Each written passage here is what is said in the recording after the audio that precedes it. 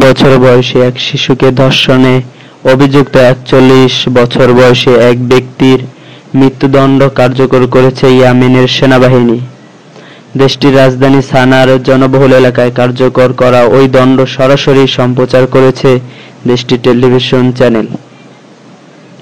গতকাল সোমবার এই মৃত্যুদণ্ড কার্যকর করা হয়েছে বলে জানিয়েছে সংবাদ মাধ্যম ডেইলি মেইল। তবে মৃত্যুদণ্ড পাওয়া মোহাম্মদ আল মাগরাবি কবে ওই শিশুকে ধর্ষণ করেছিলেন তার কোনো তথ্য জানানো হয়নি।